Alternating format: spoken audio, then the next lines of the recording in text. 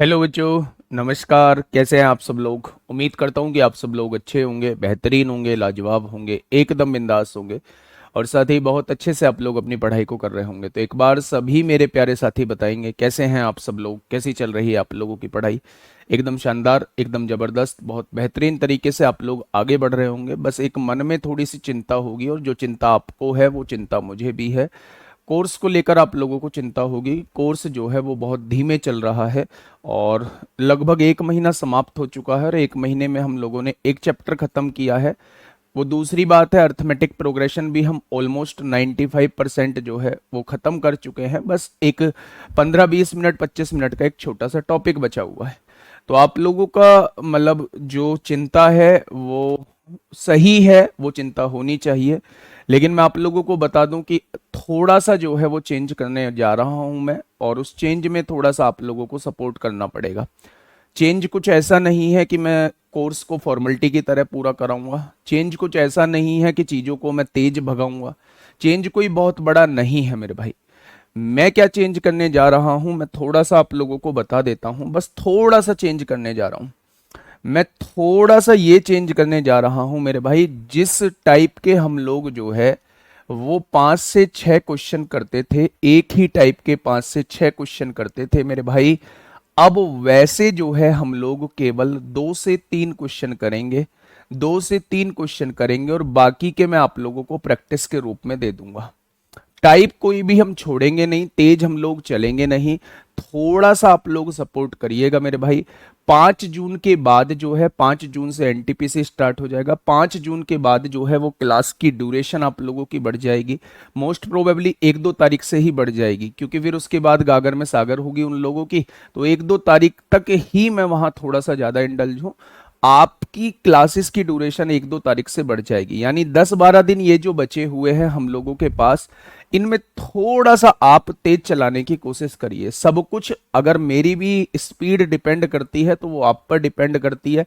Formality करना मुझे आता नहीं है, कोर्स खत्म कराना मेरा मकसद नहीं है मेरे भाई। केवल और केवल आप लोगों को सिखाना और आप लोग बेटर सीख पाए, ये मेरा मेन मोटो है। ठीक है, जो चीज थी वो मैंने बता दी है आप लोगों को, है ना? थोड़ा सा कॉपरेट करिएगा। अब मैं आप लोगों को बता दूं, ये जो 2 घंटे की क्लास का कमेंट कर रहे हैं मेरे भाई, आप लोग बोर हो जाओगे, नहीं कर पाओगे इतना। फिर भी मैं 1.5 घंटे की क्लास वो 1 तारीख से 5 तारीख के बीच में आप लोगों की कर दूंगा। ठीक है, जैसे ही मेरी एनटीपीसी में खत्म होगी मैं 1.5 घंटे की क्लास कर दूंगा। अब प्लीज एक तो आप कमेंट पे थोड़ा सा रोकथाम लगाइए। आप नहीं लगाएंगे कमेंट पे रोकथाम तो मजबूरी बस मुझे वो सीरियस कमेंट भी, मतलब जेन्युइन कमेंट भी इग्नोर करने पड़ेंगे जो नहीं करने चाहिए। तो इसलिए मेरी आप लोगों से रिक्वेस्ट है कि आप एक भी गलत कमेंट ना करें। गलत कमेंट मतलब जो क्लास का टाइम वेस्ट करे। पहली बात यह है, कुछ चीजों पे ध्यान रख लो बस। सच बता रहा हूं, मैथ कहीं नहीं पढ़ा होगा, ऐसा मैथ आप लोगों को चीजें सिखाने की कोशिश करूंगा, कहीं नहीं सीखी होंगी। ठीक है, कोशिश करेंगे, दोनों मिलके करेंगे, आप और मैं दोनों मिलके करेंगे और उस चीज में हम लोग सफल भी होंगे। दूसरी बात यह है, दूसरी बात यह है, अगर आज की बात करूं तो एपी का एक छोटा सा टॉपिक बचा हुआ है। एपी का एक छोटा सा टॉपिक बचा हुआ है, मात्र 20 से 25 मिनट का। उस टॉपिक को जस्ट जैसे ही जिस दिन जीपी हम लोगों का खत्म हो रहा होगा, थोड़ा बहुत टॉपिक बचा होगा, उस टॉपिक को उस दिन दोनों को साथ लेके मिसलेनियस में मैं कवर करा दूंगा। अगर मैंने आज उसको स्टार्ट किया तो मेरे भाई फिर जो है 30-35 मिनट उसने ले ली, तो फिर बाद के 20-25 मिनट में जीपी कराने का कोई फायदा नहीं है और आज का टाइम पूरा का पूरा वेस्ट हो जाएगा। इसलिए मेरे प्यारे दोस्त, मैं आप लोगों को बता दूं, मैं आज जीपी शुरू करने जा रहा हूं। वो जो छोटा सा टॉपिक है वो मैंने आपको लास्ट क्लास में भी बता दिया था। इस छोटे से टॉपिक को जीपी के लास्ट में एक मिसलेनियस क्लास लेके जीपी का बचा हुआ पार्ट और एपी का बचा हुआ वो छोटा सा टॉपिक हम दोनों को कवर कर लेंगे। ठीक है मेरे भाई, चलिए हेडिंग डालिएगा ज्योमेट्रिक प्रोग्रेशन। हेडिंग डालिएगा geometric progression. Geometric progression heading डालिएगा मेरे भाई, ज्योमेट्रिक प्रोग्रेशन, यानी जिसे कहा जाता है गुणोत्तर श्रेणी। गुणोत्तर श्रेणी जिसे बोला जाता है, गुणोत्तर श्रेणी जिसे बोला जाता है, गुणोत्तर श्रेणी जिसे बोला जाता है। सबसे पहले हमने देखी समांतर श्रेणी देखी, और समांतर श्रेणी हम लोगों की वो श्रेणी होती है, हाँ, समांतर श्रेणी हम लोगों की वो श्रेणी होती है जिनमें दो पदों के बीच का डिफरेंस जो होता है वो समान होता है। लेकिन बात अगर मैं गुणोत्तर श्रेणी की करता हूं, जैसे मैंने आपके सामने कोई सीरीज लिखी है, मैंने आपसे ये कहा मेरे भाई, ये एक सीरीज आपके सामने लिखी हुई है। एक और सीरीज मैंने प्यारे दोस्त लिखी, एक और सीरीज मैंने आपके सामने लिखी। मैंने आपसे कहा 189 लिखा हुआ है, 189 लिखा हुआ है, यहां 63 लिखा हुआ है, यहां 21 लिखा हुआ है, यहां 7 लिखा हुआ है। ऐसे ही प्यारे दोस्त हम लोगों की एक सीरीज आगे बढ़ती जा रही है, ऐसे ही हम लोगों की एक सीरीज आगे बढ़ती जा रही है मेरे प्यारे दोस्त। तो ऐसी दो श्रेणी को हम लोग क्या कहेंगे, कैसे हम लोग पहचान करेंगे? तो मैं आप लोगों को बता दूं, मैं आप लोगों को HW के जितने क्वेश्चन, एक कमेंट आ रहा है, मैं इसका डाउट क्लियर कर देता हूं पहले HW का, क्योंकि 2-3 बच्चों का है। HW जो मैंने आपको अर्थमेटिक प्रोग्रेशन में जितने भी HW दिए थे, जो ज्योमेट्रिक प्रोग्रेशन में HW दूंगा वही मिसलेनियस का पार्ट होगा, और छूटा हुआ मिसलेनियस का पार्ट होगा। बस एक क्लास मिसलेनियस की लूंगा, उसमें वो चंद क्वेश्चन जो किसी टाइप में नहीं आते हैं उन्हें प्यारे दोस्त मैं वहां करा दूंगा, ठीक है। अब प्लीज, अब कुछ मत पूछिए मुझसे, मैं किसी का जवाब नहीं दे पाऊंगा। अब प्लीज यहां से रिलेटेड जो पूछना हो वो पूछना। हमारे सामने जो है वो दो श्रेणी दी हुई थी, मैंने इन दोनों श्रेणी को देखा और मैंने आपसे पूछा ये दोनों श्रेणी किस में है। तो अगर आप रीजनिंग के पॉइंट ऑफ व्यू से कर रहे होते तो आप कहते ये वाली वैल्यू जो है वो 3 गुना हो रही है, ये वाली वैल्यू 3 गुना हो रही है, तो यहां भी वैल्यू 3 गुना होके हम इस वैल्यू को आसानी से निकाल सकते थे। जब आपने देखा कि यहां से यहां जब हम जा रहे हैं तो वैल्यू 1/3 होती जा रही है, 1/3 होती जा रही है, यहां भी 1/3 हो रही है, अगर हम इसका 1/3 निकालेंगे तो ये वाली वैल्यू निकल जाएगी। जब एक डेफिनेट रूल लग रहा हो, या कि यानी ये अगली वैल्यू उसका इतने गुना हो रही हो, तो ऐसी श्रेणी को हम लोग क्या कहते हैं, ऐसी श्रेणी को हम लोग ज्योमेट्रिक प्रोग्रेशन कहते हैं। आपने देखा कि यहां वैल्यू 3 गुना होती जा रही है, यानी यहां 3 गुना हो रही है, हर जगह 3 गुना हो रही है, तो मेरे प्यारे दोस्त ये जीपी कहलाएगी। यहां 1/3 हो रही है, हर जगह 1/3 हो रही है, तो मेरे प्यारे दोस्त ये भी जीपी कहलाएगी। जीपी दो तरीके की होती है, एक तो जीपी वो होती है जब रेशो जो होता है वो 1 से बड़ा होता है, एक जीपी वो होती है जब रेशो जो होता है वो 1 से छोटा होता है। रेशो कैसे निकालते हैं, हमेशा दूसरे पद को पहले पद से अगर हम डिवाइड करते हैं, हमेशा दूसरे पद को पहले पद से डिवाइड करते हैं, या फिर तीसरे पद को दूसरे पद से डिवाइड करते हैं, या फिर चौथे पद को तीसरे पद से डिवाइड करते हैं, तो एक ही कॉमन संख्या निकल के आती है मेरे प्यारे दोस्त, एक ही कॉमन संख्या निकल के आती है। यही क्या कहलाया जाता है, यही सर्व अनुपात कहलाया जाता है, यही कॉमन रेशो कहलाया जाता है, यही कॉमन रेशो कहलाया जाता है, यही कॉमन रेशो कहलाया जाता है मेरे भाई। दो केस बनते हैं, एक तो बनता है आर जब 1 से बड़ा होता है, एक वो बनता है जब आर 1 से छोटा होता है। इस कॉमन रेशो को हम लोग आर से डिनोट करते हैं, आर से डिनोट करते हैं, कॉमन रेशो को आर से डिनोट करते हैं। एक्चुअल में मुझे फूड पॉइजनिंग हो रखी है, मतलब खाने की वजह से जो है पता नहीं क्या खाया है। परसों एक बहुत ज़रूरी मीटिंग थी तो उसमें हम लोग गए हुए थे, और उसमें जो भी मीटिंग में आता है भाई, पनीर पकौड़ी मान लो या कोल्ड ड्रिंक मान लो, वो थोड़े से मैंने ले लिए थे। तो कल मुझे भयंकर परेशानी रही है, और मतलब मन नहीं था बिल्कुल, पेट में दर्द बड़ा भयंकर है, ठीक है। आज थोड़ा सा कंफर्टेबल महसूस कर रहा हूँ, लेकिन अभी शुरुआती फेज है, अभी आप लोगों को विश्वास में लाना बहुत ज़रूरी है, इसलिए आज ही क्लास छोड़ देता तो फिर आपको ये लगता जी एक तो कोर्स भी बहुत धीमे और ऊपर से क्लास छोड़ रहे हैं, वो ठीक नहीं है, ठीक है। तो कोऑपरेट करिएगा उस चीज़ के लिए। तो मैंने आपसे कहा कि आपने सेकंड टर्म को फर्स्ट टर्म से डिवाइड किया कॉमन रेशो निकालने के लिए। कभी किसी श्रेणी ज्योमेट्रिक प्रोग्रेशन के अंदर मैं पूछूं कि कॉमन रेशो कैसे निकालेंगे, तो आप कहना सेकंड टर्म को फर्स्ट टर्म से डिवाइड कर दो, या जिस भी टर्म को उससे पहली वाली टर्म से डिवाइड कर देंगे तो कॉमन रेशो हमारे सामने निकल के आ जाएगा। एक कॉमन रेशो वो होता है जो एक से बड़ा होता है, एक कॉमन रेशो ये होता है मेरे भाई जो एक से छोटा होता है। अब देखिए थोड़ा सा ध्यान से, अगर मैं दूसरे पद को पहले पद से डिवाइड करूं, यहां पे दूसरे पद को पहले पद से डिवाइड करूं, या फिर तीसरे पद को दूसरे पद से डिवाइड करूं, या फिर चौथे पद को तीसरे पद से डिवाइड करूं, तो एक चीज आप महसूस करेंगे कि यहां जो रेशो आएगा वो भी इक्वल आएगा, और वो रेशो जो होगा वो एक से छोटा होगा। यानी ये वो कंडीशन बन चुकी है जब सर्व अनुपात जो है वो एक से छोटा है मेरा भाई।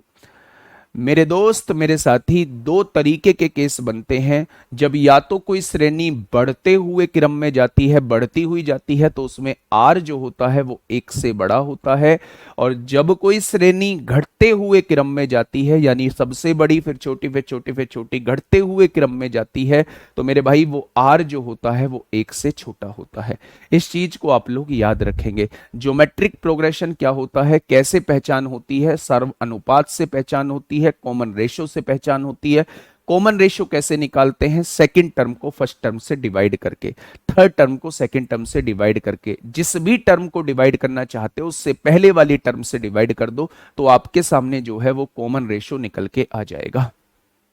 ठीक है, ये चीज क्लियर हुई। अब आप एक चीज सुनना, अब यहां पे कुछ फॉर्मूले होते हैं, जैसे एपी के अंदर मैंने 3-4 फॉर्मूले बताए थे, ठीक वैसे ही 3-4 फॉर्मूले यहाँ हैं। वर्कशीट में अपनी अब निगाह में मतलब निगरानी में डिजाइन करवाऊंगा, और वर्कशीट आप लोगों को आज से ही मिलने लगेगी। जो चीज पढ़ा रहा हूं उसकी वर्कशीट 101% आपको मिलेगी।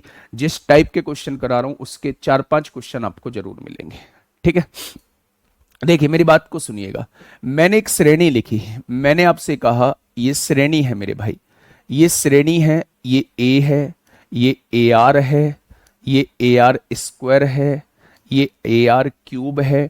ऐसे ही श्रेणी बढ़ती चली गई, ऐसे ही श्रेणी बढ़ती चली गई। आपने कहा जी ये ए आर ये कैसे लिख दिया, तो मैंने कहा डिवाइड करो ना, दूसरे पद को पहले पद से डिवाइड करो, आर आएगा।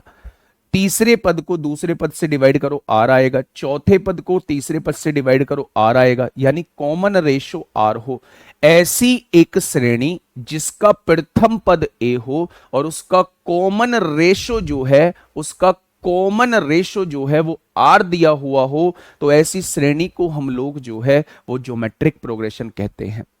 अगर मैं आपसे पूछूं कि मैं इसका एनवा पद निकालना चाहता हूं, एनवा यानी मुझे 3-4 पद दे दिए, मुझसे पूछा 20वां पद बताइए, तो मेरे प्यारे दोस्त मैं इसका एनवा पद निकालना चाहता हूं, एनवा, तो इसका टीएन पद निकालने का फॉर्मूला होता है A R to the power N minus 1।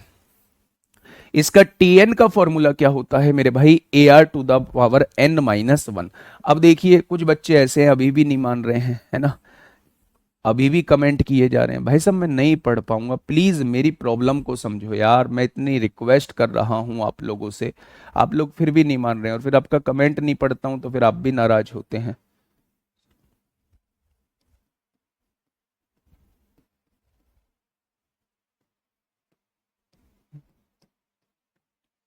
प्यारे दोस्त, अगर कोई श्रेणी मुझे जीपी में दी गई है, अगर कोई श्रेणी मुझे जीपी में दी गई है, तो जीपी में हम लोग कैसे एनवा पद निकालते हैं, तो आप कहेंगे T N is equal to A R to the power N minus 1 होता है। टीएन क्या होता है, आखिरी पद होता है। टीएन क्या होता है, आखिरी पद होता है, यानी एनवा पद होता है। ए क्या होता है, ए प्रथम पद होता है। आर क्या होता है, कॉमन रेशियो होता है। एन क्या होता है, उसके अंदर पदों की संख्या होती है। बेटा ये जो आप मानने की कह रहे हैं A plus D A plus 2d, ये एपी की होती है, ये एपी की होती है। एपी में डिफरेंस बराबर होता है, जबकि यहां जो है वो रेशो बराबर होता है, यहां जो होता है वो रेशो बराबर होता है। ठीक है, देखिए एग्जाम्पल से मैं आपको समझाता हूं थोड़ा सा। एग्जाम्पल कैसा क्वेश्चन पूछा जाएगा, आप लोगों से क्वेश्चन पूछा जाएगा, भाई साहब यहाँ 2 दिया हुआ है, यहाँ 4 दिया हुआ है, यहाँ 6 दिया हुआ है, यहाँ 8 दिया हुआ है, और इसका मुझे बताइए, इसका मुझे बताइए 51वां पद क्या होगा, 51वां पद क्या हो जाएगा, 51वां पद मुझे बता दीजिए, इसका 51वां पद क्या हो जाएगा।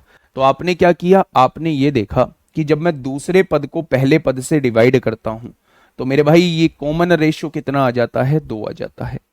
कॉमन रेशो 2 आ जाता है। लेकिन तीसरे पद को दूसरे पद से जब मैं डिवाइड करता हूं तो कॉमन रेशो 2 नहीं आता है। तो ये श्रेणी किस में नहीं है? ये श्रेणी मेरी जीपी में नहीं है, ये श्रेणी मेरी एपी में है। सबसे पहले तो पहचान आप लोगों को करनी है। अब इस श्रेणी को जीपी बनाना है, इस श्रेणी को मेरे भाई जीपी बनाना है। तो जीपी बनाने के लिए मुझे क्या करना पड़ेगा? ध्यान से सुनिए।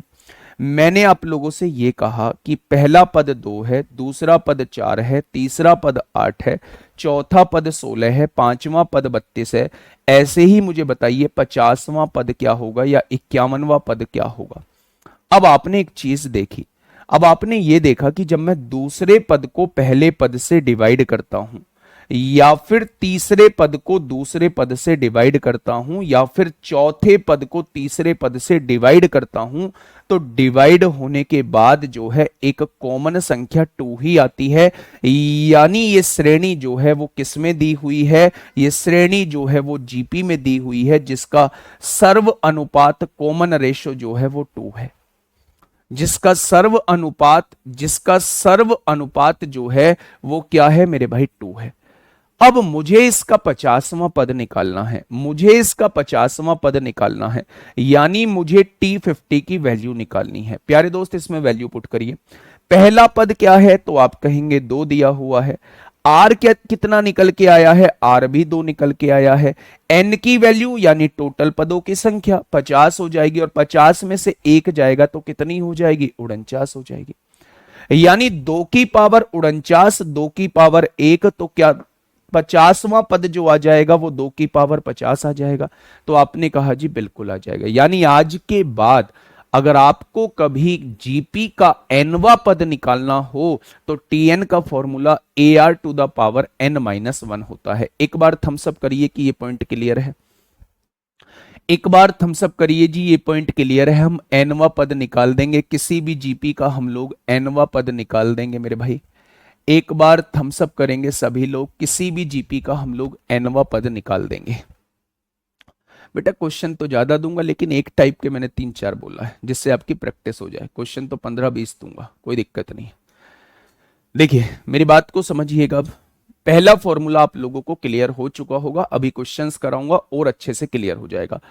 अब दूसरा फॉर्मूला यहां से क्या बनता है? हमने किसी श्रेणी का एनवा पद तो निकाल लिया, हमने किसी श्रेणी का एनवा पद तो निकाल लिया, लेकिन एपी की तरह अगर उनका योग मुझसे पूछ लिया, सम पूछ लिया, तो सम कैसे करेंगे मेरे भाई? जब भी हम किसी ज्योमेट्रिक प्रोग्रेशन के सम की बात करते हैं यानी योग की बात करते हैं, उस श्रेणी के योग की बात करते हैं, तो सबसे पहले हम लोग आर को देखते हैं। सबसे पहले हम लोग आर को देखते हैं। या तो आर 1 से छोटा होगा या फिर आर 1 से बड़ा होगा। या तो आर जो होगा वो 1 से छोटा होगा। अब मुझे आर बताने की जरूरत नहीं है मेरे भाई। आर जो होता है वो कॉमन रेशियो होता है, सर्वानुपात होता है। कैसे निकलता है जी? दूसरे पद को पहले पद से डिवाइड करने पर आर निकलता है जी। ये बात क्लियर हुई। अगर ये श्रेणी जीपी में आप लोगों की दी हुई है और आपसे सम पूछना चाह रहा है, आपसे योग पूछना चाह रहा है, तो सबसे पहले जीपी के सम के केस में 2 बातें दिमाग में आनी चाहिए कि हमें आर को देखना होगा। आर या तो 1 से छोटा होगा या फिर आर 1 से बड़ा होगा। मैं दोनों ही केसेस के एग्जांपल लेके अभी आप लोगों को बताऊंगा। प्यारे दोस्त सारी चीजें क्लियर हो जाएंगी। मैंने आपसे कहा जब आर 1 से छोटा हो और मुझे n पदों का योग निकालना हो, तो मेरे प्यारे दोस्त आप लोग फॉर्मूला लगाएंगे ये वाला। जब r 1 से छोटा होता है, जब r 1 से छोटा होता है, हमें n पदों का योग निकालना होता है, तो Sn का फॉर्मूला a ब्रैकेट के अंदर 1 minus R to the power n upon 1 minus R होता है। लेकिन जब r 1 से बड़ा होता है, जब r 1 से बड़ा होता है, तो हमको फॉर्मूला लगाना होता है मेरे भाई a r to the power n minus 1 upon r minus 1। यानी r 1 से बड़ा होगा तो ये वाला फॉर्मूला लगेगा, r 1 से छोटा होगा ये वाला फॉर्मूला होगा। n क्या होता है? Sn क्या होता है? n पदों का योग होता है। जितने भी पदों का योग पूछा है, जितने भी पदों का योग पूछा है, वो प्यारे दोस्त हम लोग एसएन से डिनोट करते हैं। ए क्या होता है? प्रथम पद होता है। आर क्या होता है? सर्वानुपात होता है। एन क्या होता है? पदों की संख्या होती है। तो मैंने ये दो चीजें आपके सामने लिखी। सबसे पहले टीएन लिखा। TN is what? TN is the nth term. Formula क्या होता है? A R to the power N minus one. अगर मैं आपसे पूछूं योग क्या होगा, सम क्या होगा किसी भी जीपी का, तो आप कहेंगे जी एसएन पूछना चाह रहे हो, तो मुझे ये बताइए आर एक से छोटा है या आर एक से बड़ा है। अगर आर एक से छोटा है तो formula A to the A bracket के अंदर one minus R to the power N upon one minus R होता है, और आर अगर एक से बड़ा है तो ए ब्रैकेट के अंदर R to the power N minus one upon R minus one होता है। क्या ये दोनों फॉर्मूले क्लियर है? आपने कहा जी बिल्कुल क्लियर है। एक श्रेणी आप लोगों को दिखाई देगी जब आपने वो क्वेश्चंस देखा होगा कि अगर हम एक बॉल को उछालते हैं यहां से 50 मीटर की हाइट से उछालते हैं, वो उछलने के बाद वापस से ऊपर आती है, तो आप देखेंगे कि वो जहां से हमने उछालिया उससे कुछ नीचे ऊंचाई तक वो आती है। तो क्वेश्चन कुछ इस टाइप का दिया होता है कि हमने एक हाइट से बॉल को गिराया, वो नीचे टप्पा खाने, टप्पा कहते हैं ना हिंदी में उसे, देसी भाषा में टप्पा कहते हैं, वो नीचे टच करने के बाद ऊपर जो आती है वो प्रीवियस हाइट की 2/5 ऊंचाई तक आती है। तो बताइए रुकने से पहले गेंद कितनी दूरी तय कर चुकी होगी। ये क्वेश्चन जो होता है ये मेरे भाई जीपी का होता है। मान लो एक ट्राइंगल है, ध्यान से सुनिए, मान लो एक ट्राइंगल है, ट्राइंगल राइट एंगल ट्राइंगल है, उसके मिड पॉइंट को ज्वाइन करके हमने एक और ट्राइंगल बनाया, फिर उसके अंदर जो ट्राइंगल बना उसके मिड पॉइंट को ज्वाइन करके एक और ट्राइंगल बनाया, और ऐसे हमने अनंत त्रिभुज बना दिए। तो उन सभी त्रिभुज के क्षेत्रफल का योग क्या होगा? ठीक है, मैंने कहा एक स्क्वायर है, एक वर्ग है, वर्ग के मध्य बिंदुओं को जोड़कर एक छोटा वर्ग बनाया गया है, फिर उसके अंदर एक छोटा वर्ग बनाया गया है, फिर उसके अंदर एक छोटा वर्ग बनाया गया है। तो आप मुझे बताइए उन सभी वर्गों का योग क्या होगा। यानी जहां क्वेश्चन को पढ़ने के बाद आपको यह समझ आ रहा हो कि यह श्रेणी अनंत तक जाएगी, जैसे जब मैंने गेंद को नीचे फेंका तो गेंद जमीन से टच करने के बाद धीरे धीरे धीरे धीरे रुकती चली जाएगी, उसकी हाइट जो है वो कम होती चली जाएगी, और एक टाइम ऐसा आएगा कि वो रुक जाएगी जाके। तो रुकने से पहले उसने कितनी दूरी तय की, तो मेरे भाई हम मानेंगे कि वो इन्फिनिटी पद बार रुकी है। तो जब भी आपसे अनंत पदों का योग पूछा जाता है, बहुत इंपॉर्टेंट पार्ट बताने जा रहा हूं, जब भी आपसे अनंत पदों का योग पूछा जाता है, अनंत पदों का योग पूछा जाता है, इनफाइनाइट टर्म्स का सम पूछा जाता है, इनफाइनाइट टर्म्स का सम पूछा जाता है, तो मेरे भाई एस इंफिनिटी निकालने का तरीका होता है, एस इंफिनिटी निकालने का तरीका होता है ए अपॉन वन माइनस आर होता है, ए अपॉन वन माइनस आर होता है। क्या ये चीज समझ में आई? तो ये चार फॉर्मूले मैंने आपके सामने लिखे, मैं इन दोनों के एग्जाम्पल भी आपको अभी दे रहा हूं। मैंने चार फॉर्मूले आपके सामने लिखे, और ये चारों फॉर्मूले जो है वो आपके टिप्सों पे होने चाहिए। पहले कॉन्सेप्ट का एग्जाम्पल दो जो है वो मैं दे चुका हूं, अब मैं अगले का एक एग्जाम्पल देने की कोशिश करता हूं। मैंने आप लोगों से ये कहा कि भैया जी यहां जो लिखा हुआ है वो 9 लिखा हुआ है, यहां जो लिखा हुआ है वो 27 लिखा हुआ है, यहां जो लिखा हुआ है वो 81 लिखा हुआ है, यहां जो लिखा हुआ है वो 243 लिखा हुआ है। इसका मुझे 12वां पद बताइए कितना होगा। पहला क्वेश्चन मैंने ये आपके सामने दे दिया, इसका 12वां पद कितना होगा। दूसरा क्वेश्चन मैंने आपके सामने ये दे दिया कि भाई साहब इसका योग भी बताइए। पहला मैंने क्वेश्चन आपसे पूछा 12वां पद क्या होगा, 12वां पद क्या होगा। दूसरा क्वेश्चन मैंने आपसे पूछा 12 पदों का योग क्या होगा, 12 पदों का योग क्या होगा। ये दोनों क्वेश्चन मैंने आपसे इसमें पूछे। नेक्स्ट क्वेश्चन आपके सामने दिया, एक और क्वेश्चन आपके सामने दिया, मैंने कहा यहाँ 18 है, यहाँ मेरे भाई 9 है, यहाँ 18 है, 18 के बाद कितना आया, 9 आया, 9 के बाद कितना आएगा, 9 के बाद आएगा 4.5 यानी 9/2 आएगा, और 9/2 के बाद जो आएगा वो 9/4 आएगा। ऐसे ही श्रेणी आगे बढ़ती जा रही है। तो मैंने आपसे पूछा इसका 15वां पद क्या होगा, इसका 15वां पद क्या होगा, और फिर मैं आपसे पूछ रहा हूं मेरे भाई 15 पदों का योग क्या होगा, 15 पदों का योग क्या होगा। 15 पदों का योग क्या होगा। ये दो क्वेश्चन मैंने आपके सामने रखे और फटाफट से इन्हें कर दीजिए, फिर इसके बाद हम क्वेश्चन पे चलेंगे। इन्हें कर दीजिए, फिर इसके बाद हम लोग क्वेश्चन पे चढ़ेंगे, ठीक है। देखिए, मैं आपको समझाने की कोशिश करता हूं। सबसे पहले मुझे नहीं पता कि मैं क्या पढ़ रहा हूं। मैं एग्जाम हॉल में बैठा हुआ हूं, मेरे सामने दोनों क्वेश्चन आते हैं। मैं इन्हें देखता हूं कि एक श्रेणी दी हुई है, 12वां पद। जैसे ही मैंने यहां किसी पद के बारे में जानकारी पूछी या क्वेश्चन ने, तो जैसे ही मैंने ये देखा, मेरे दिमाग में आया कि या तो ये क्वेश्चन एपी का होगा या ये क्वेश्चन जीपी का होगा। इससे अलग और कोई श्रेणी हम लोगों की बनेगी नहीं। मैंने देखा कि यहां वैल्यूज 3 गुना होती जा रही हैं, वैल्यूज 3 गुना होती जा रही हैं। जब कोई आगे कितने गुना होती चली जाए तो ऐसी श्रेणी को हम ज्योमेट्रिक प्रोग्रेशन कहते हैं। मैंने सबसे पहले आर निकाला। आर निकालने का तरीका, दूसरे पद को पहले पद से डिवाइड करिएगा। मेरे भाई यहां से जो आर निकलेगा वो 3 निकल के आएगा, यानी 1 से बड़ा आ रहा है। मुझसे 12वां पूछा है पद। टीएन का फॉर्मूला मैं जानता हूं, A R to the power N minus 1 होता है। मुझसे 12वां पद पूछा है, यानी T12 की वैल्यू वो मुझसे पूछना चाह रहा है। अगर मैं आपसे कहूं पहला पद क्या है, तो आप कहेंगे 9 है।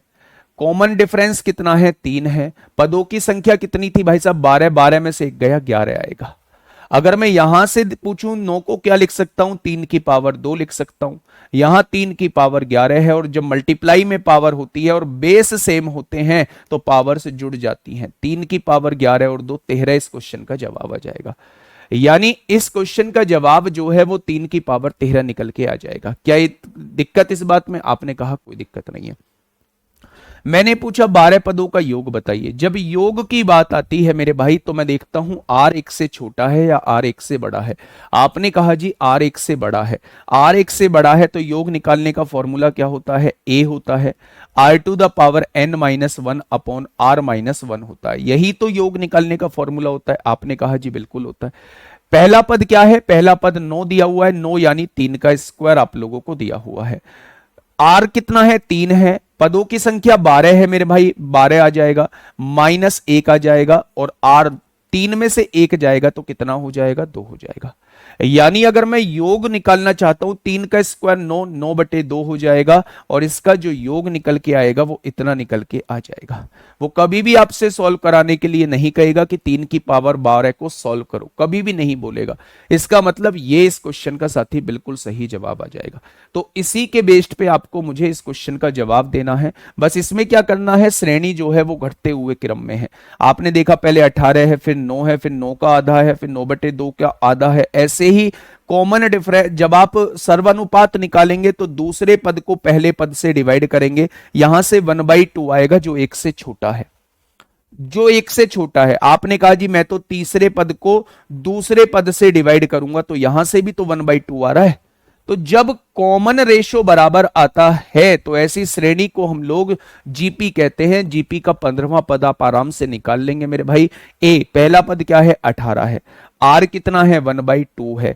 एन कितना है, 15 में से 1 गया तो 14। ये इस क्वेश्चन का साथी बिल्कुल सही जवाब हो जाएगा। ऐसे ही मेरे भाई योग आप लोग निकाल लेंगे कि इन 15 पदों का योग क्या होगा।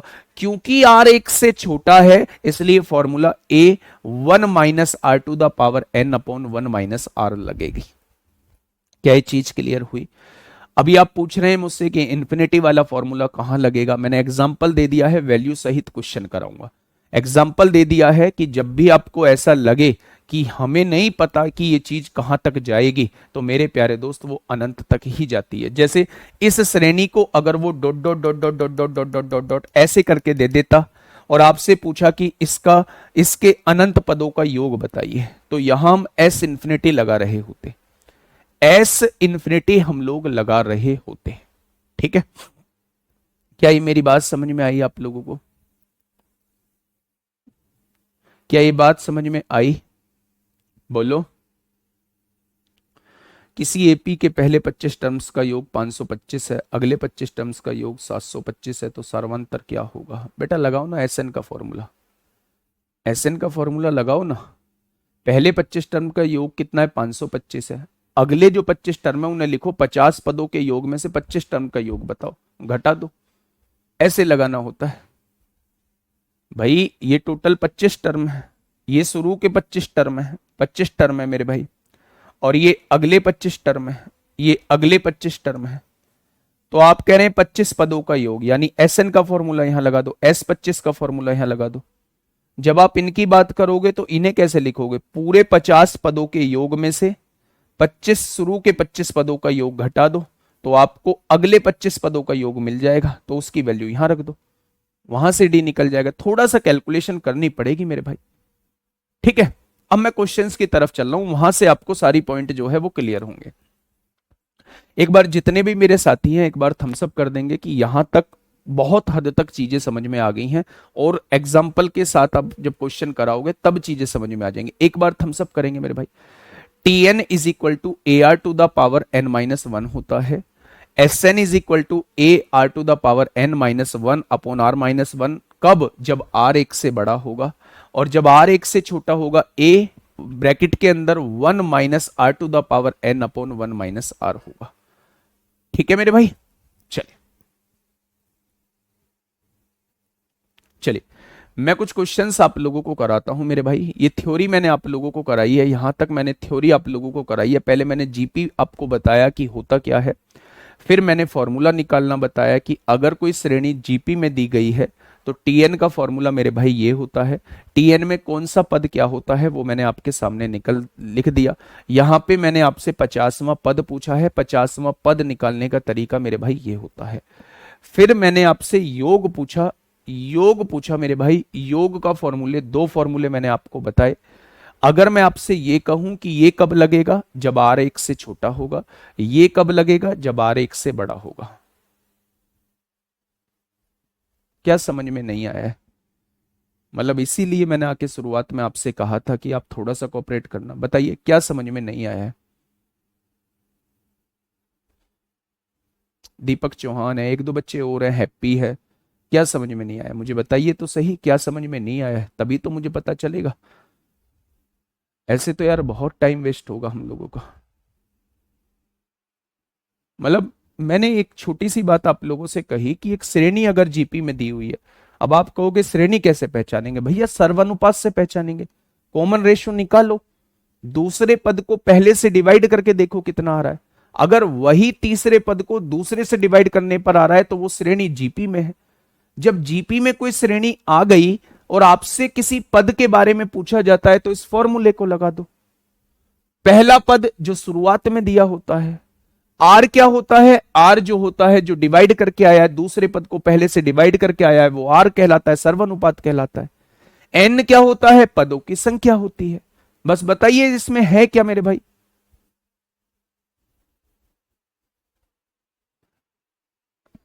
चलिए मैं क्वेश्चंस आप लोगों को कराता हूं, वहां से चीजें क्लियर होंगी। ये क्वेश्चंस अभी मैं छोड़ के चल रहा हूं, जीपी से कराता हूं। ये जीपी हम लोग करने वाले हैं मेरे भाई। जीपी का टाइप 1 हम लोग लेके चल रहे हैं। पहला क्वेश्चन आपके सामने है, बहुत बेसिक से क्वेश्चन लेके आया हूं, सारी चीजें क्लियर हो जाएंगी।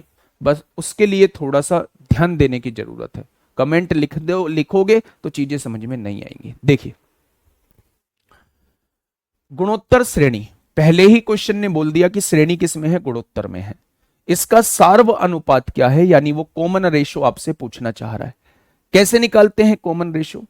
दूसरे पद को पहले पद से डिवाइड कर देते हैं। ये दूसरा पद है, इसको पहले पद से डिवाइड करिए, इसको पहले पद से डिवाइड करिए। इसके बटे में कुछ नहीं है, वन मान लीजिए। मेरे प्यारे दोस्त इसकी गुणा इसमें होती है, वन हो जाएगा। रूट टू की गुणा रूट टू में होती है, टू हो जाएगा। तो इसका सर्व अनुपात कितना हो जाएगा, 1/2 हो जाएगा। इसका सर्व अनुपात कितना हो जाएगा, इसका सर्व अनुपात कितना हो जाएगा, 1/2 हो जाएगा। ठीक है बच्चे, बहुत बढ़िया। सर्वानुपात कितना हो जाएगा, 1/2 हो जाएगा। आएंगे अभी ये धीरे धीरे। अब आपको सर्वानुपात निकालना आया है, कॉमन रेशियो निकालना आया है। सेकंड टर्म को फर्स्ट टर्म से डिवाइड करते हैं तो कॉमन रेशियो निकालना आया है। अगले क्वेश्चन पे आइए, ये आइए। फिर से मैंने एक बार आपसे सर्वानुपात पूछ लिया, कॉमन रेशियो पूछ लिया। इस बार आप लोग मुझे बता दीजिए। आप लोग बता देंगे तो चीजें दिमाग में बैठ जाएंगी कि ऐसे सर्वानुपात निकाला जाता है। देखिए गुणोत्तर श्रेणी आपके सामने दी हुई है। जब पहले ही उसने कह दिया कि ये श्रेणी गुणोत्तर श्रेणी है, तो आपको ये समझ आ जाना चाहिए कि अगर मैं दूसरे पद को, ये दूसरा पद मुझे दिया हुआ है, अगर मैं पहले पद से डिवाइड कर देता हूं, पहले पद से डिवाइड करने का मतलब है नीचे लिख देना, पहले पद से डिवाइड कर देता हूं तो ये मेरा सर्वानुपात आ जाएगा। इस ए से एक ए कट जाएगा, ऊपर जो है वो 3a बचेगा, नीचे जो है वो 4 बचेगा, यानी क्वेश्चन का जवाब क्या आ जाएगा, 3a/4 आ जाएगा, 3a/4 आ जाएगा। क्या ये चीजें क्लियर हुई? क्या आपको इस श्रेणी दी हुई है उसका कॉमन रेशो निकाल पाएंगे? अगर कोई श्रेणी दी हुई है तो क्या उसका कॉमन रेशो निकाल पाएंगे? तो आप कहेंगे जी बिल्कुल निकाल पाएंगे। 2 क्वेश्चन मैंने कॉमन रेशो के निकालने बता दिए हैं। अब मेरे प्यारे दोस्त इस क्वेश्चन को थोड़ा सा पढ़िए और मुझे बताइए क्या होगा इस क्वेश्चन का सही जवाब। मैं आपकी तरह चीजों को समझने की कोशिश करूंगा। ये एक श्रेणी दी गई है जो कि ये दी गई है, मुझे नहीं पता ये श्रेणी किस में है, इसका सर्व अनुपात कितना है, इसका कॉमन रेशो कितना है मेरे भाई। सबसे पहले n की वैल्यू 1 रखिए, इसका पहला टर्म निकालिए। तो आप कहेंगे n की जगह 1 रखते हो तो 2 की पावर 1 2 हो जाएगा, यानी प्रथम पद जो है वो 6 हो जाएगा। कोई दिक्कत नहीं है, बहुत बढ़िया। n की जगह 2 रखिए, n की जगह 2 रखिए। आप कहेंगे यहां 3 रखा, n की जगह 2 रखा, 2 की पावर 2 4 हो जाएगा, यानी दूसरा पद 12 हो जाएगा। मैंने कहा तीसरा पद क्या होगा, तो आपने कहा n की जगह 3 रखिए, 2 की पावर 3 8 होगा, 8 या 24 हो जाएगा। अगर मैं आपसे ये कहूं किसी श्रेणी का पहला पद 6 है, उसका दूसरा पद 12 है, उसका तीसरा पद 24 है, तो इसका सर्वानुपात कितना आएगा, इसका कॉमन रेशो कितना आएगा? तो आप जानते हैं कॉमन रेशो निकालना, दूसरे पद को पहले पद से डिवाइड करते हैं तो कॉमन रेशो निकल के आ जाता है। आप में से बहुत सारे बच्चे ये कहेंगे जी मैं तो तीसरे पद को दूसरे पद से डिवाइड करूंगा, क्या तब भी उतना ही आएगा? तो मैं कहूंगा तब भी उतना ही आएगा, यानी कॉमन रेशो कितना आ जाएगा, 2 निकल के आ जाएगा। तो जब आपके सामने n के फॉर्मेट में क्वेश्चन हो और कॉमन रेशो आपसे पूछा गया हो, तो सबसे पहले आप 3-4 पद निकाल लीजिए। n की वैल्यू 1 रखोगे तो पहला पद निकल के आएगा, n की वैल्यू 2 रखोगे तो दूसरा पद निकल के आएगा, n की वैल्यू 3 रखोगे तो तीसरा पद निकल के आएगा, और n की वैल्यू अगर 4 रख दोगे तो चौथा पद निकल के आ जाएगा। ठीक है, कॉमन रेशो निकालने के लिए बस 2 पदों की आवश्यकता होती है, पहला पद और दूसरा पद आपके पास होना चाहिए, आप कॉमन रेशो निकाल देंगे। ठीक है जी, चलिए। आपने कहा जी एक क्वेश्चन ऐसा जो पेपर में पूछा गया हो, मैंने कहा एक क्वेश्चन ऐसा है जो पेपर में पूछा गया है। 4 कहां से आया है, 4 कहां से आया है, कौन सा 4? ये वाला 4। मूर्ख प्राणी, मैंने n की वैल्यू 1 रखी तो 2 की पावर 1 2 हो जाएगा, फिर मैंने n की वैल्यू 2 रखी, 2 की पावर 2 4 हो जाएगा, 4 तिया 12। इन हालातों से कहीं भी कांस्टेबल भी नहीं निकलेगा, इन हालातों से। और ये मैं मोरल डाउन नहीं कर रहा हूं, ये मैं जीवन की सच्चाई बता रहा हूं।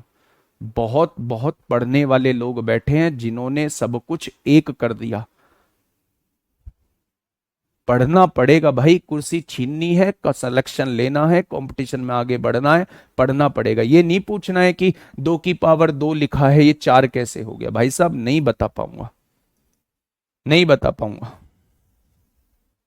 बताइए फटाफट बताइए क्या होगा इस क्वेश्चन का साथी बिल्कुल सही जवाब। फटाफट बताएंगे मेरे भाई क्या होगा इसका बिल्कुल सही जवाब। देखिए, find the number of terms. Question ऐसा आएगा पेपर में, क्वेश्चन ऐसा आएगा। आपको तो नहीं पता ये एपी है या जीपी है। आपने कहा जी यार इनका डिफरेंस कितना है, आपने कहा 4, यहां डिफरेंस 4 नहीं है, तो इसका मतलब ये एपी तो नहीं है। जब ये एपी नहीं है तो आप जीपी को चेक करिए। आपने कहा जी मैं इसको इससे डिवाइड करता हूं तो 2 आता है, इसको इससे डिवाइड करता हूं तो 2 आता है, इसको इससे डिवाइड करता हूं तो 2 आता है, यानी रेशो जो है वो समान आ रहा है। तो ये श्रेणी किस में हो जाएगी, ये जीपी में हो जाएगी। अब उसने पूछा इसके अंदर पदों की संख्या बताइए, यानी इसके अंदर नंबर ऑफ टर्म्स कितनी है, वो आपसे ये पूछना चाह रहा है, वो आपसे पदों की संख्या पूछना चाह रहा है। क्या इसने आखिरी पद 512 दिया है, अगर वो योग से अलग कुछ बात करता है तो आप जीपी के केस में हमेशा इस फॉर्मूले को लगाओगे। टीएन जो है वो आखिरी पद होता है, इसने आखिरी पद कितना दिया है 512 दिया है। प्रथम पद कितना दिया है 4 दिया है। आर कितना दिया है 2 दिया है। पदों की संख्या वो आपसे पूछना चाह रहा है, पदों की संख्या वो आपसे पूछना चाह रहा है। 512 को हमेशा 2 के फॉर्मेट में, जो यहां कॉमन रेशो हो उसी के फॉर्मेट में लिखिए। आपने कहा 2 की पावर 1 2, 2 की पावर 2 4, 2 की पावर 3 8, 2 की पावर 4 16 होता है, 2 की पावर 5 32, 2 की पावर 6 64, 2 की पावर 7 128, 2 की पावर 8 256, 2 की पावर 9 512। यानी मैं 512 को 2 की पावर 9 लिख सकता हूं, 4 को मैं 2 की पावर 2 लिख सकता हूं। यहां क्या है 2 की पावर n-1 है। कोई दिक्कत? तो आप कहेंगे कोई दिक्कत नहीं, ये गुणा में है, इधर आके डिवाइड में हो जाएगा। 9 में से 2 जाएगा तो पावर 2 की पावर 7 हो जाएगी। इधर क्या बच गया 2 की पावर n-1 बच गया।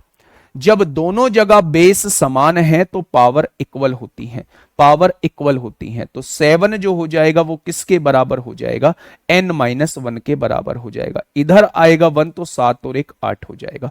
यानी n की वैल्यू कितनी हो जाएगी, n की वैल्यू मेरे भाई 8 हो जाएगी।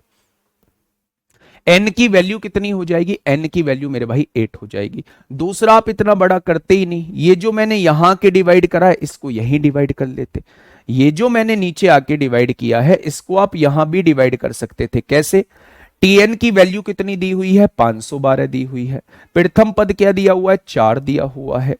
आर कितना है 2 आया है, n-1 इस फॉर्मूले में वैल्यू पुट कर दी। 4 से काटा 4 एकम 4 होगा, 1 बचेगा, 4 दूनी 8 होगा, 4 अट्ठे 32, 2 की पावर 5 32, 2 की पावर 6 64, 2 की पावर 7 जो होता है वो 128 होता है। मेरे प्यारे दोस्त जब यहां दोनों चीजें सेम है तो ये दोनों पावर्स भी सेम होंगी। 7 की वैल्यू n-1, -1 इधर आके +1 हो जाएगी, यानी n की वैल्यू जो है वो 8 हो जाएगी। आप ऐसे भी कर सकते थे मेरे भाई, आप ऐसे भी चीजों को कर सकते हैं। कोई दिक्कत समस्या? आपने कहा कोई दिक्कत समस्या नहीं है। एनटीपीसी में क्वेश्चन आपसे पूछा गया है, टीएन की जगह 512 क्यों? टीएन आखिरी पद होता है और इस श्रेणी में आखिरी पद 512 है, इसलिए टीएन की जगह जो है वो मैंने क्या लिखा है, टीएन की जगह मैंने 512 लिखा है। ये क्वेश्चन यूपीएसआई 22 नवंबर 2021 में आपसे पूछा गया था। ये क्वेश्चन एन और टीएन में फर्क बताइए। एन जो होता है वो पदों की संख्या होती है। अगर मैंने आपके सामने ये लिखा 2 4 8 16 और 32, ये एक जीपी दी हुई है। अगर मैं एन की वैल्यू पूछता हूं तो आप कहेंगे इसके अंदर पदों की संख्या जो है वो 5 है, एन जो हो जाएगा वो 5 हो जाएगा। लेकिन अगर मैं आपसे कहता हूं टीएन क्या है, T5 क्या है, ये लास्ट टर्म होता है। अगर मैं टी एन की जगह कुछ वैल्यू रखो T5 रखता हूं तो ये पांचवा पद आपसे पूछना चाह रहा हूं। पांचवा पद 32 है, चौथा पद 16 है, तीसरा पद 8 है, दूसरा पद 4 है, पहला पद 2 है। तो एन और टीएन में ये डिफरेंस होता है। एन जो होता है टोटल नंबर ऑफ टर्म्स होती है, टीएन जो होता है वो nthवी टर्म होती है, पर्टिकुलर एक टर्म, nवी टर्म, nवी टर्म मेरे भाई।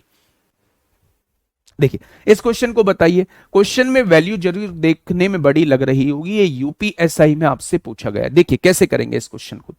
मेरे गुड्डा आपने यहां देखा कि दूसरे पद को पहले पद से आपने डिवाइड किया तो आपने देखा कि यहां 6 आया है। जब आपने तीसरे पद को दूसरे पद से डिवाइड किया तो आपने देखा 6 आया है। यानी आपको पता चल गया कि कॉमन रेशो जो आएगा वो 6 निकल के आ जाएगा। कॉमन रेशो जो आया है वो 6 निकल के आ जाएगा। अब मेरे भाई उसने पूछा है ये लास्ट पद है, यानी ये टीएन की वैल्यू आप लोगों को दी हुई है, ये टीएन की वैल्यू आप लोगों को दी हुई है। ए प्रथम पद क्या है, प्रथम पद 3 है। आर क्या है, आर 6 दिया हुआ है।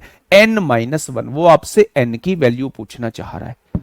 अब आप एक चीज बताइए, आपने 3 से काटा, 3 से काटा, 3 सत्ते 21 होगा, 2 बचेंगे मेरे भाई, 3 सत्ते 21 होगा, 2 बचेंगे, 3 सत्ते 21 होगा, 3 छिंग 18 होगा। आपने कहा जी ये 6 की पावर n-1 लिखा हुआ है, 6 की पावर n-1 लिखा हुआ है। अब सवाल ये उठता है अब सवाल ये उठता है जी, इतनी बड़ी वैल्यू को हम लोग सॉल्व कैसे करेंगे? तो आपको ये वाली वैल्यू जो है वो 6 के टर्म में लिखनी है ना, तो आप 7776 को 6 से डिवाइड करते चले जाइए। आप 7776 को 6 से डिवाइड करिए, 6 एकम 6, एक बचेगा, 6 दूनी 12, 5 बचेंगे, 6 नाम 54, 6 छंग 36। फिर 6 से डिवाइड किया, 6 दूनी 12, 6 एकम 6, 6 छंग 36। फिर 6 से डिवाइड किया, 6 तिया 18, 6 छंग 36। फिर 6 से डिवाइड किया 6 बार, और फिर 6 से डिवाइड किया एक बार। यानी कि मेरे भाई 7776 को हम लिख सकते हैं 1 2 3 4 5, यानी 6 की पावर 5 लिख सकते हैं। इधर क्या है, 6 की पावर n-1 है। जब ये दोनों जगह सेम है तो पावर बराबर हो जाएंगी, 5 बराबर n-1 हो जाएगा, -1 इधर आके प्लस हो जाएगा, तो n की वैल्यू कितनी आ जाएगी दोस्त मेरे? तो n की वैल्यू 6 निकल के आ जाएगी, n की वैल्यू 6 निकल के आ जाएगी। ये क्वेश्चन आप लोगों से यूपीएसआई 2021 में पूछा गया था, और यही इसी टाइप के क्वेश्चन जो है वो लगातार आपसे हर एक शिफ्ट में पूछे गए थे। थर्ड क्वेश्चन में आपने थर्ड वैल्यू गलत लिख दी है, वहां पे 6 आएगा, आपने 8 लिख रखा है। थर्ड क्वेश्चन में थर्ड वैल्यू 2 की पावर 3, 8 8 दिया बेटा, 2 की पावर 3 है, 2 गुणा 3 नहीं है, डिफरेंस है भाई साहब, 2 गुणा 3 और 2 की पावर 3 में डिफरेंस है। यहां 2 की गुणा 3 बार करनी है, 2 की गुणा 3 में करनी है 6 आएगा, यहां 2 की गुणा 3 बार करनी है, 2 गुणा 2 गुणा 2, यहां 8 आएगा। समझो, ऐसे भी बच्चे हैं मेरे भाई, बहुत बेसिक कमजोर है, थोड़ा सा अपने पे ध्यान दो, बाकी मैं भी सुधारूंगा उस बेसिक को, थोड़ा सा आप भी अपने पे ध्यान दो। ठीक है भाई साहब, तो ये चीजें क्लियर हुई, आपने कहा जी ये चीजें क्लियर हो गई। थोड़ा सा आगे बढ़ते हैं, एक और क्वेश्चन यूपीएसआई का लेते हैं। इस बार उम्मीद आपसे की जाएगी कि आप इस क्वेश्चन का जवाब दोगे।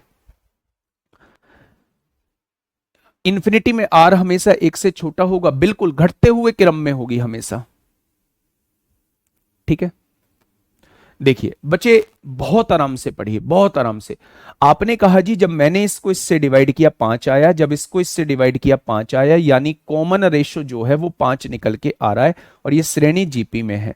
उसने पूछा ये आखिरी पद है, 62,500 आखिरी पद है, टीएन की वैल्यू 62,500 है।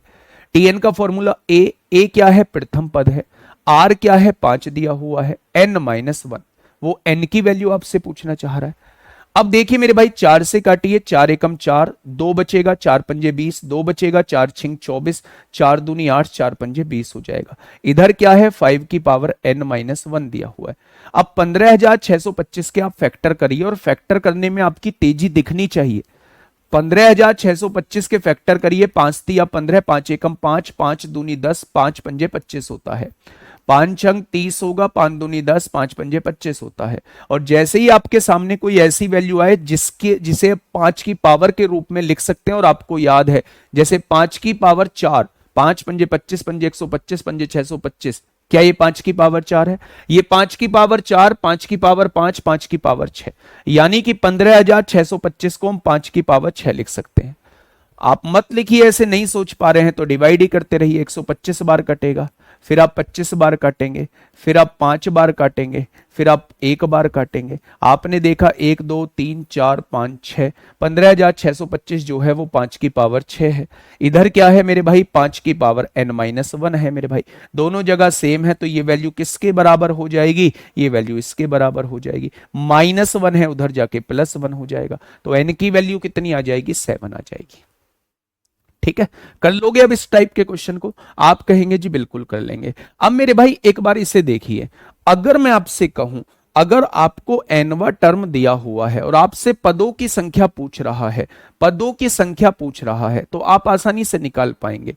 लेकिन अगर आपको इस टाइप का क्वेश्चन दे दिया जाए, आप एक बार क्वेश्चन को पढ़िएगा मेरे भाई। हर्ष भाई मैंने बिल्कुल ठीक लिखी है यार, अब भी तुम कॉपी पेस्ट किए जा रहे हो, वो 2 की पावर 3 है, वो 8 होगा, 6 नहीं होगा। सुनिए मेरे दोस्त, यहां ये क्वेश्चन ने क्या कहा है, यदि पहला पद जो है वो 27 आपके सामने दिया हुआ है, जैसे ही आपने पहली लाइन पढ़ी आपके दिमाग में आ गया कि जी पहला पद जो दिया हुआ है वो 27 दिया हुआ है। पहला पद जो है वो 27 दिया हुआ है। अगर सर्व अनुपात यानी आर की वैल्यू कितनी दी हुई है, 2/3 दी हुई है। कितनी दी हुई है, 2/3 दी हुई है। तो गुणोत्तर श्रेणी का चौथा पद क्या होगा, यानी वो T4 की वैल्यू पूछना चाह रहा है। वो T4 की वैल्यू पूछना चाह रहा है। चौथा पद क्या होगा, चौथा पद क्या होगा, तो बताइए मैंने फॉर्मूला क्या बताया है nवें पद का, ARn-1। n कितना है, चौथे पद की वैल्यू पूछ रहा है, तो n की वैल्यू 4-1 हो जाएगी। पहला पद क्या है मेरे भाई, 27 है। कॉमन रेशो कितना है, 2/3 है। और 4 में से 1 जाएगा तो कितना हो जाएगा, 3 हो जाएगा मेरे भाई, हो जाएगा।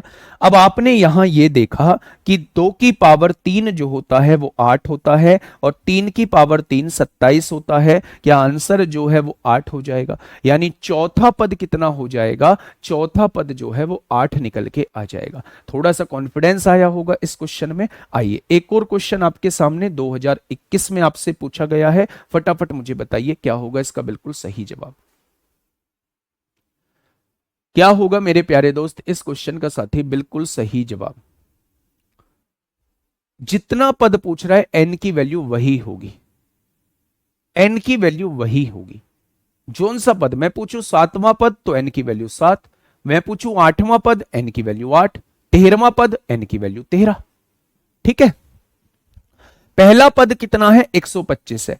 पद कितना दिया हुआ है, 125 दिया हुआ है मेरे भाई। सर्व अनुपात कितना है, 3/5 है मेरे भाई, 3/5 है। तो गुणोत्तर श्रेणी का चौथा पद क्या है, चौथा पद, पहला पद 125 लिख दिया, आर कितना है, 3/5 है। चौथा पद पूछ रहा है n-1, 4 में से 1 जाएगा 3 हो जाएगा। आपने कहा जी 125 हो गया, 3 की पावर 3 27 होता है, और 5 की पावर 3 125 होता है। क्या आप यहां से एक 27 आंसर बता देंगे, क्या आप यहां से 27 आंसर बता देंगे। फॉर्मूला कौन सा लगाया है, मेरे सभी साथी बताएंगे फॉर्मूला कौन सा लगाया है। फॉर्मूला मेरे प्यारे दोस्त मैंने ये लगाया है। ठीक है जी, 9वें क्वेश्चन की तरफ थोड़ा सा आइए ना। 9वां क्वेश्चन ग्रुप डी में आपसे पूछा गया है ना। पहले दिन आपको चीजें आसान लगती हैं, इस वजह से आप लोग जो है वो भटकने लगते हैं, छोड़ देते हैं क्लास। आज तो बहुत आसान आसान चीजें चल रही हैं सर, थोड़ा सा लेवल बढ़ाइए। जैसे कवि सेन आए हैं महोदय, थोड़ा डिफिकल्ट क्वेश्चन लाइए। आप नजर नहीं आओगे दूसरे तीसरे दिन, जब मैं तीसरे चौथे दिन इस जीपी को पढ़ा रहा तो आप नजर नहीं आओगे मेरे भाई। ऐसा नहीं होता कि शुरुआत में ही आपको ऐसे दे दिया जाए कि बस आपसे हो ही ना और आप क्लास से भाग जाएं। भाई चीजें बेसिक से करानी होती। आइए, ये श्रेणी आप लोगों को दी हुई है। जब आपने देखा कि इससे इसको काटते हैं 2 बार कटता है, इससे इसको काटते हैं 2 बार कटता है, क्या कॉमन रेशो बराबर आ रहा है, कॉमन रेशो बराबर आ रहा है, तो इस श्रेणी जो है वो जीपी में है, जिसका कॉमन रेशो जो है वो 2 दिया हुआ है। उसने कहा है 5वां पद बताइए, यानी वो T5 की वैल्यू पूछना चाह रहा है। ए कितना है, पहला पद 3 होगा, आर कितना है 2 होगा, n-1 यानी 5 में से 1 जाएगा 4 आएगा। 2 की पावर 4 जो होता है वो 16 होता है, और 16 की गुणा 3 में करेंगे तो आंसर क्या आएगा, तो मेरे प्यारे साथी आंसर 48 आ जाएगा। सभी बच्चे बता चुके होंगे आंसर जो आएगा वो 48 आएगा। यूपी एएसआई में एक क्वेश्चन पूछा गया है। एएसआई का जो एग्जाम हुआ था, एएसआई का जो एग्जाम हुआ था 2021 में, वहां प्यारे दोस्त ये क्वेश्चन पूछा गया है। इस श्रेणी का 5वां पद पूछा है। सबसे पहले उसने कह दिया है गुणोत्तर श्रेणी है, तो आपको चेक करने की जरूरत नहीं है, आप डायरेक्ट आर निकालिए। दूसरे पद को पहले से डिवाइड करिए, 2 आएगा। आपको निकालना है 5वां पद निकालना है। पहला पद क्या है, 18 दिया हुआ है, आर कितना है 2 दिया हुआ है, एन मतलब ये वैल्यू 5 में से 1 जाएगा 4 आ जाएगा, हो जाएगा। 2 की पावर 4 16 होता है, 16 8 128 को 8 हासिल लगे 12, 16 एकम 16 और 12 कितने हो जाएंगे, 28 हो जाएंगे। यानी क्वेश्चन का जवाब कितना हो जाएगा, 288 हो जाएगा। ठीक है, वैसे भी आप देख सकते थे अगर शुरुआत में प्रथम पद 18 आ चुका है तो आंसर 2 और 9 का मल्टीपल आएगा, आंसर 2 और 9 का मल्टीपल आएगा। 8 और 8 16, 2 18, 9 से कटता है, 9 और 8 17, 2 19, 9 से नहीं कटता, 9 और 2 11 और 1 12 नहीं कटता, नहीं कटता, तो यही इस क्वेश्चन का जवाब हो जाएगा। तो जब भी आपका आर जो है वो पूरा इंटीजर आए, जब भी आर जो है वो पूरा पूर्णांक आए, डेसिमल में ना आए या फ्रैक्शन में ना आए या बटे में ना आए, तब आपको पूरा क्वेश्चन सॉल्व करने की आवश्यकता नहीं है, आप इसका मल्टीपल देख लीजिए, 18 का मल्टीपल आपका जवाब हो जाएगा। यहां आर कितना है, पूरा पूरा इंटीजर है, तो आंसर 3 का मल्टीपल हो जाएगा। 3 का मल्टीपल है, ये 3 का नहीं है, ये भी 3 का मल्टीपल है, तो अब आपको सॉल्व करना पड़ेगा। अगर मैं पिछले क्वेश्चन में बात करूं, पिछले क्वेश्चन में रेशो जो है वो इंटीजर में नहीं है, तो यहां आपको सॉल्व करना पड़ेगा। ठीक है जी, तो ये सारी छोटी छोटी बातें आप लोग याद रखेंगे मेरे प्यारे दोस्त, ये सारी छोटी छोटी चीजें आप लोग याद रखेंगे। क्वेश्चन नंबर 11 बताइए, क्वेश्चन नंबर 11 आपके सामने है, क्वेश्चन नंबर 11 आपके सामने है, फटाफट मुझे बता दीजिए। किसी गुणोत्तर श्रेणी का 10वां पद यानी T10 की वैल्यू कितनी दी हुई है, T10 की वैल्यू 9 दी गई है, और चौथा पद यानी कि T4 की वैल्यू कितनी दी गई है, 4 दी गई है। उसका 7वां पद आपसे पूछा है यानी T7 की वैल्यू पूछना चाह रहा है, यही तो वैल्यू पूछना चाह रहा है। आपको 10वां पद जो है वो 9 दिया गया है, आपको चौथा पद जो है वो 4 दिया गया है, आपसे 7वां पद पूछा है। बच्चा ध्यान से सुनना, बहुत प्यार से समझने की कोशिश करना। अगर वो 10वां पद मुझे 9 दिया गया है, 10वां पद कैसे निकालते हैं, प्रथम पद आर n-1, n की वैल्यू 10 है, 10 में से 1 गया 9, यानी मुझे AR9 की वैल्यू 9 दी गई है। अगर मैं आपसे चौथा पद 4 दिया है, चौथा पद लिखूं तो प्रथम पद A है, R n-1, 4 में से 1 जाएगा तो AR3 की वैल्यू मुझे 4 दी गई है। जब मैं दोनों इक्वेशन को डिवाइड करता हूं, A से A उड़ जाएगा, यानी कि अगर मेरे प्यारे साथी R की पावर 9 है, R की पावर 3 है, 9 में से 3 जाएगा तो R की पावर 6 बचेगा, यानी मैं निकाल चुका हूं R की पावर 6 जो है वो 9/4 है। अब मुझसे वो पूछ रहा है T7 की वैल्यू, AR n-1, n है 7, 7 में से 1 गया 6, क्या वो मुझसे AR6 की वैल्यू पूछ रहा है, क्या वो मुझसे AR6 की वैल्यू पूछ रहा है। R की पावर 6 की तो वैल्यू मेरे पास है, लेकिन A की वैल्यू मेरे पास नहीं है, कोई सी भी एक इक्वेशन में रख दीजिए। कैसे रखेंगे, छोटी वाली में मेरे भाई रख लेते हैं। हम जानते हैं AR³ की वैल्यू हमें 4 दी गई थी, हम जानते हैं AR³ की वैल्यू हमें 4 दी गई थी। अच्छा ये बताइए, स्क्वायर कर दीजिए एक बार। आप कहेंगे जी स्क्वायर क्यों किया, आपके दिमाग में ये आएगा जी स्क्वायर क्यों किया, तो अभी बताऊंगा। स्क्वायर, दोनों साइड स्क्वायर कर दिया। स्क्वायर इसलिए किया है क्योंकि जब एक का स्क्वायर करेंगे तो ये तो आ जाएगा, लेकिन R की पावर 3 का स्क्वायर करेंगे R की पावर 6 आ जाएगा। ये R की पावर 6 की वैल्यू मेरे पास थी, तो इसे 6 बनाने के लिए मैंने दोनों साइड स्क्वायर कर दिया। तो मेरे प्यारे दोस्त ये 16 वैल्यू दी है। R की पावर 6 की वैल्यू क्या दी गई है, 9/4 दी गई है, 9/4 दी गई है। तो आप देखेंगे ये 4 डिवाइड में है, इधर आके मल्टीप्लाई में आएगा, ये मल्टीप्लाई में है, इधर आके डिवाइड में आएगा, आ जाएगा। तो A की वैल्यू कितनी आएगी, स्क्वायर हटेगा, स्क्वायर रूट लग जाएगा। 64 का वर्गमूल 8 होता है, 9 का वर्गमूल 3 होता है। ठीक है बच्चे, A की वैल्यू 8/3 आ चुकी है, और R की पावर 6 की वैल्यू 9/4 आ चुकी है, 9/4 आ चुकी है। तो 4 दूनी 8 होगा, 3 तिया 9 होगा, आंसर 6 हो जाएगा, आंसर 6 हो जाएगा मेरे भाई, आंसर 6 हो जाएगा। ठीक है, आंसर 6 हो जाएगा। अब कहोगे जी क्वेश्चन की लेंथ तो बहुत बड़ी थी, तो क्वेश्चन की लेंथ को छोटा करने के लिए इतना बवाल थोड़ी ना लिखेंगे, इतना बवाल थोड़ी ना लिखेंगे, ये तो शुरुआती फेज है। ठीक है, तो एक क्वेश्चन ये जो है वो थोड़ा सा आज कैलकुलेशन से भरा है, कल यहीं से हम लोग शुरुआत कर रहे होंगे। थोड़ा सा जो पढ़ाया है उसे पढ़ के आइएगा। अगला रोड मैप मैं बता देता हूं, 3 दिन हम लोग जीपी को करने वाले हैं, और चौथे दिन एक मिसलेनियस क्लास लेके आऊंगा जिसमें एपी का एक छूटा हुआ पार्ट, जीपी का ऐसा पार्ट जो किसी टाइप के अंदर मैंने नहीं कराया होगा, वो दोनों पार्ट को हम लोग डिस्कस कर रहे होंगे। आज के लिए इतना ही, ध्यान रखिए अपना, पढ़ाई करिए, निरंतर मेहनत करिए, थोड़ा सा एफर्ट्स डालिए, समझ में भी चीजें नहीं आती हैं फिर भी थोड़ी सी कोशिश करिए, यकीन मानिए शानदार रिजल्ट होगा। ओके, टाटा बाय बाय, धन्यवाद।